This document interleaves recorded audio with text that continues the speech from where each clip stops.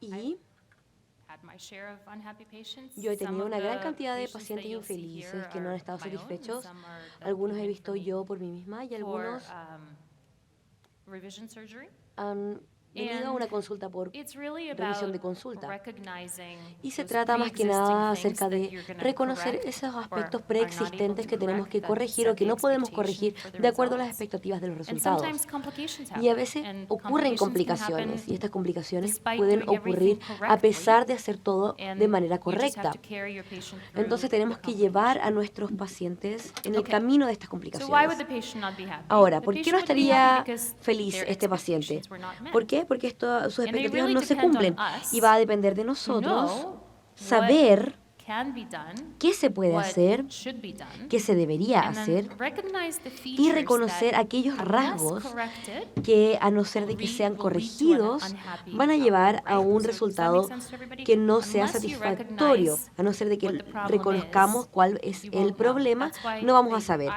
Es por eso que el ojo no puede ver lo que la mente no sabe. Uno nunca va a hacer un diagnóstico acerca de algo que uno no conoce.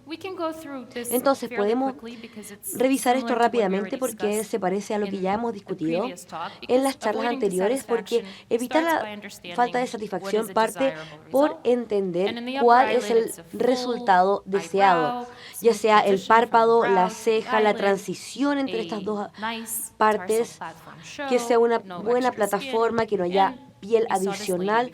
Y ya han visto a esta señora antes, van a ir al museo ahora y ya la van a reconocer.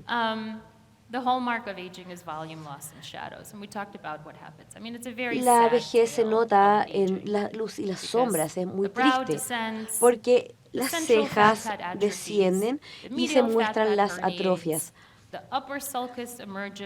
Sale el surco superior, se pierde mucha plasticidad y uno se ve como se ve. Y si uno tiene suerte, estas cosas no van a pasar, pero no creo. Entonces hablemos de lo que se puede quejar el paciente y lo que es más probable que sea el problema subyacente, que uno no logra reconocer en cirugía antes de operar.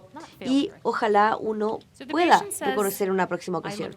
Entonces el paciente se ve cansado. Probablemente es que tenga este tipo de condición, que los párpados estén caídos, probablemente también se pierda la deficiencia del volumen del surco, porque aunque hagamos todo bien, hay una piel que no va a estar bien soportada o apoyada, o el TPS no está en el lugar donde el paciente esperaría que estuviera. Uno no se ve como uno mismo, uno no puede reconocerse, como hablamos en la charla anterior, en el párpado total, en el párpado superior. Y eso es algo que en general los cirujanos plásticos no notan, porque sacan toda la grasa central y ahuecan al paciente, y el paciente dice: no luzco como yo mismo, y el paciente no se ve. Si avanzamos 20 años desde lo que hicimos, es bastante. Entonces ahora se trata del volumen, y el Instagram hizo eso. Mis párpados siguen sintiéndose pesados. Probablemente ahí no corrigieron la parte de las cejas.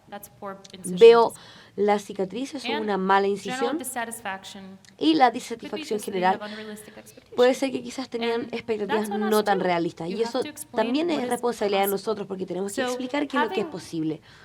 Entonces, tener la experiencia, lo que queremos hacer idealmente es que el paciente crea en ustedes lo suficiente para saber que esto es lo suficientemente bueno y esto es lo suficientemente malo. Esta paciente me dijo que venía de otro doctor, sigue luciendo cansada. Esta es una observación que yo le doy a los cirujanos plásticos en general. Lo que les digo es, generalmente estos no apoyan este tipo de procedimiento. Este es el único procedimiento que todos aman. Entonces hay dos tipos de tosis. Está el tosis fácil, donde se mide el paciente y es todo bastante obvio. Estos no son los pacientes en los que nos vamos a equivocar, sino que está en el tosis secundario. Este es el que va a volver, va a ser recurrente a menos que lo reconozcamos, porque es fácil de obviar, especialmente cuando es leve. Y el paciente siempre le va a gustar más este último porque el otro lado va a estar mucho más encapuchado. Entonces, en el lado de las tosis vamos a ver más plataformas, vamos a ver más cejas que van a estar un poco más altas y eso es lo que quieren los pacientes. Las pacientes mujeres quieren que este maquillaje muestre esto. Entonces van a decir que les gusta a este tamaño aún más. Ahora buscamos señales indirectas. Ustedes ya son expertos en esto, no tienen que decir de qué se trata el fortalecer el músculo frontal, la dinámica, lo vemos en dinámica porque la citosis va a estar más pronunciada y hacemos una prueba de PE para ver qué es lo que es el caso del paciente. A esta paciente entró, le gustaba más su lado izquierdo porque tenía un poquito más de plataformas ahí, sentía que su lado derecho estaba más encapuchado, que es lo que ocurre en pacientes con síndrome de Down. Es mucho más pronunciado, ¿no? Y esto es mucho más después de la intervención quirúrgica. Estas entonces son cosas muy importantes. Y esta es la señora que tenemos una pirectomía, se siente feliz, se ve despierta, energizada y ya no está más cansada. Este entonces es mi paciente que llegó,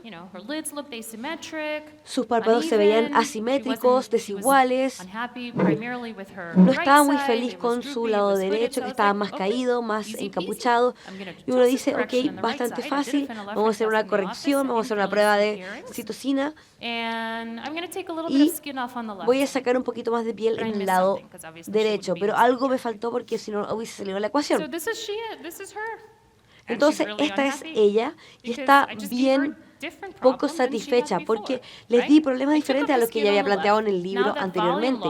En el derecho tenemos el volumen y el radio bien aparente y en el lado derecho está encapuchado porque levanté la ranura, el pedazo parecía más derecho, la camisa era más feliz y él no se veía muy feliz. Entonces, yo estoy de acuerdo con ella. Entonces, no es una muy buena imagen, pero vuelvo a eso. Hicimos un poquito de este tipo de intervenciones en la derecha, removimos un poco más de esto en la izquierda y se siente más equilibrado. Pero hay cosas equilibradas que se tratan de tomar decisiones. La ejecución de todo esto, como le dije anteriormente a un mono, es fácil de operar, pero es difícil de tener un táxico con estas condiciones. Entonces, aquí hay dos puntos clave. Un paciente que se somete a este tipo de intervenciones no van a estar felices, especialmente si es que se les quita la grasa. Entonces, eso es una de las cosas que más hemos visto, quizás con alguien más. Y luego el TPS, es decir, levantar el párpado aumenta o disminuye el TPS, lo que significa que el pan va a estar mucho más cubierta entre el eyebrow y el resto. Es como una forma romana. Uno saca la forma y el patrón va a ser más marcado. Usualmente si uno hace esto a nivel celular, esto es lo que corrige el problema. Eso es lo que, por ejemplo, los pacientes funcionales van y dicen, esta es mi duda con respecto a los pacientes octeoplasmóticos, aunque sea cosmético, porque si no, no van a estar felices. Sin embargo, hay momentos en los que el PSD del paciente sigue siendo el mismo después de la tosis y después de un aumento luego del buffet, porque recurrimos más y al final nos decepcionamos que no es más. Entonces yo creo que estos son puntos muy importantes. El TPS es muy importante. Creo que lo dije lo suficientemente de veces. Y es individualizado. ¿Qué párpado utilizo con más frecuencia? Entonces, cuando tengo con mayor frecuencia, los pacientes más jóvenes tienen una asimetría y vemos esto también. Esta es la conversión que yo tengo con ellos. Entonces, quieren hacer su párpado derecho parecido al izquierdo o al revés, porque si no, no van a estar felices. Y el TPS se involucra en distintas dimensiones educacionales con distintos ángulos o se puede entrar por una salida productiva.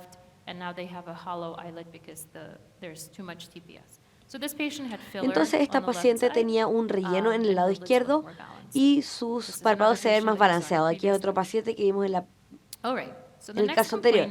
Ahora, la próxima queja es que no tengo mucha información acerca de mi condición. Ella lleva su condición. Tenemos este filtro que nos indica qué es lo que ha hecho, qué es lo que ha sentido en la olla, quién ha estado operando. Pero por un lado está muy feliz y por otro lado sigue estando estando un poco confundida porque hay un pequeño doblez en la piel. Creo que todos hemos visto esto donde hemos retirado esto, pero hay un doblez. Y generalmente hay un volumen de deficiencia en el cual se eliminó toda la piel, pero no alcanza para apoyar al párpado. Entonces, esta paciente tenía una efroplastía. Si la tratara el día de hoy, probablemente le habría sugerido un injerto distinto. Entonces vemos que el relleno está en el lado derecho y vemos que hay menos derecho comparado en el lado derecho.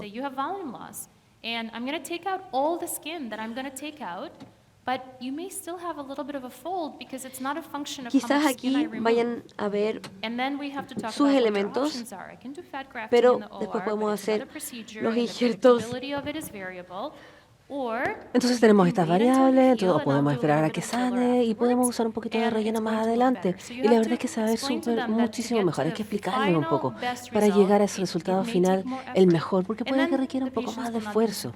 Y ahí el paciente no va a estar decepcionado y ustedes se van a evitar el tener un paciente no satisfecho. No me veo como yo misma. Volviendo al tema de esa primera charla, ¿no?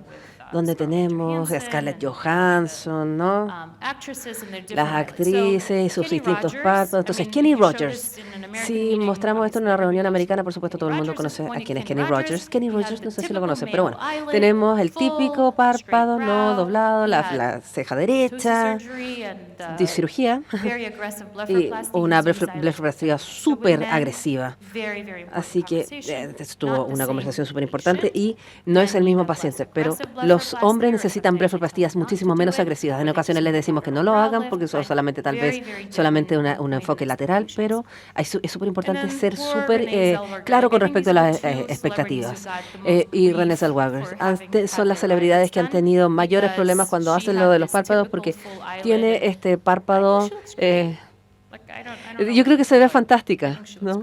Yo creo que se ve fantástica.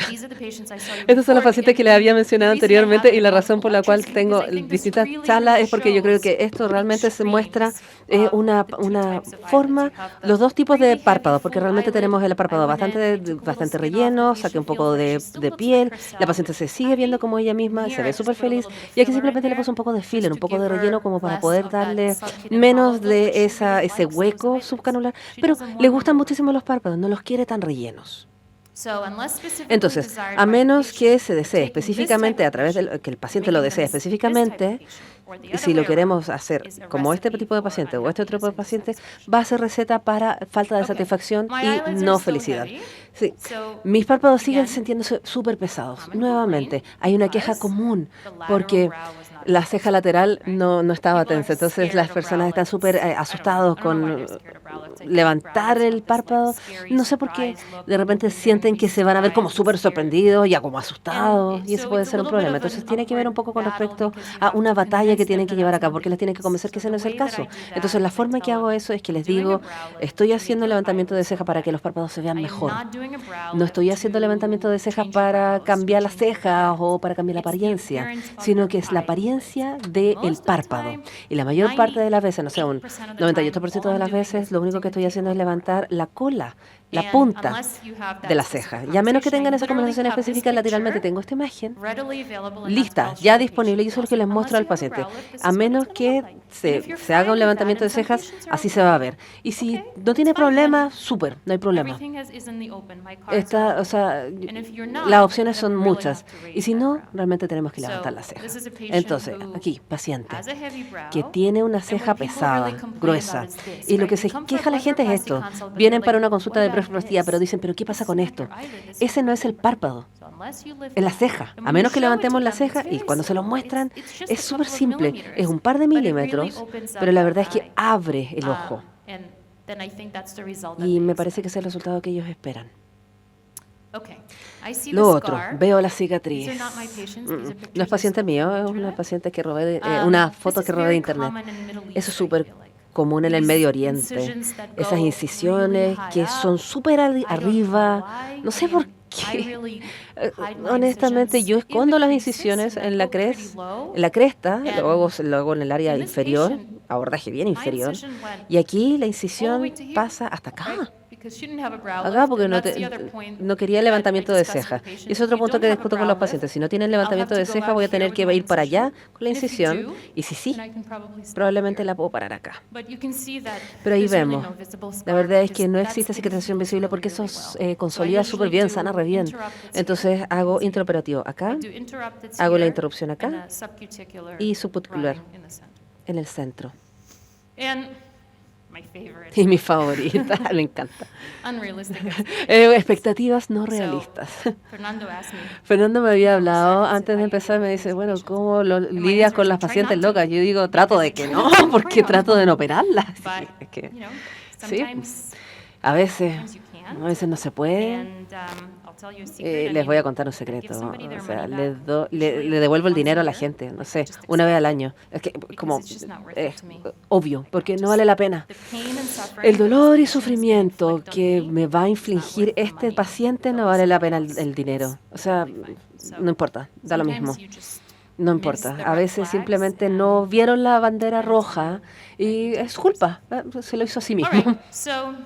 Así que sí, eso es pacientes no felices. Esperemos sean menos que antes.